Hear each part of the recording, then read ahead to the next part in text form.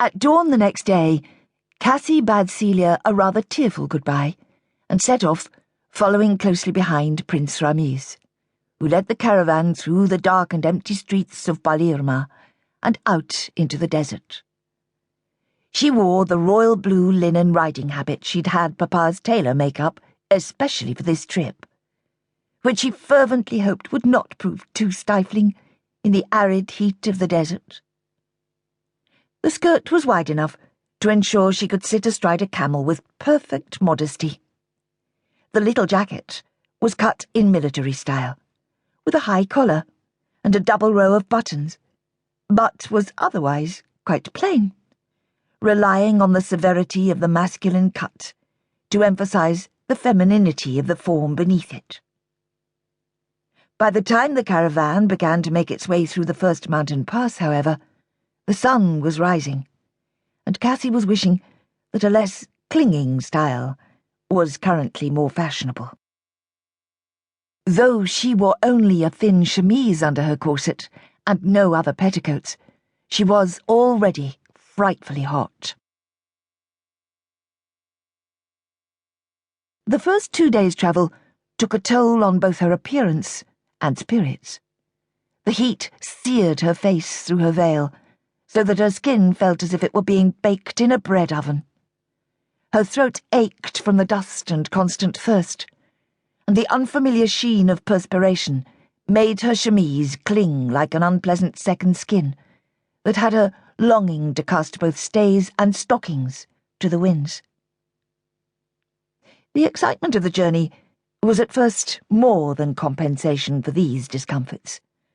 The dramatically shifting scenery of ochre-red mountains and undulating golden dunes, the small grey-green patches that marked the location of oases, the ever-changing blue of the sky, and the complete otherness of the landscape all fascinated Cassie, appealing at an elemental level to her romantic heart.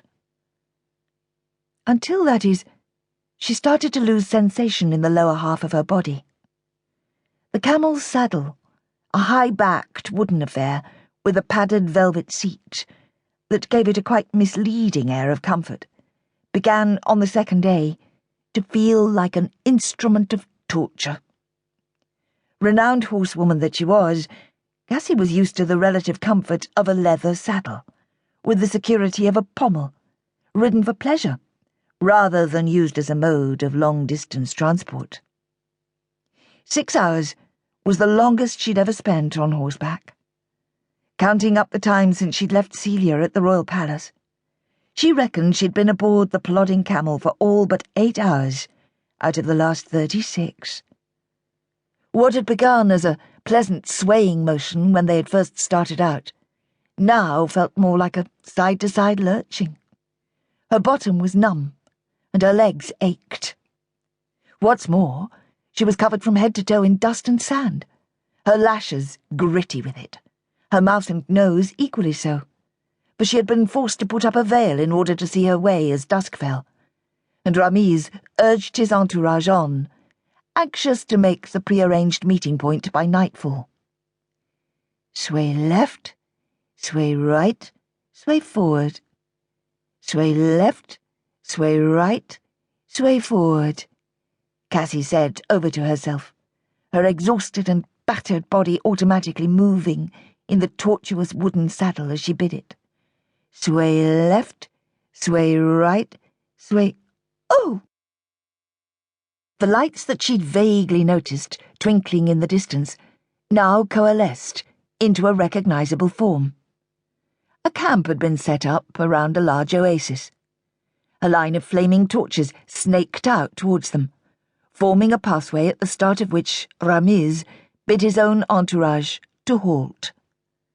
Her aches and pains temporarily forgotten, Cassie dismounted stiffly from her camel, horribly conscious of her bedraggled state, even more conscious of her mounting excitement, as she caught a glimpse of the regal-looking figure who awaited them at the end of the line of braziers.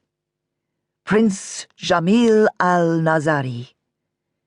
It could only be him.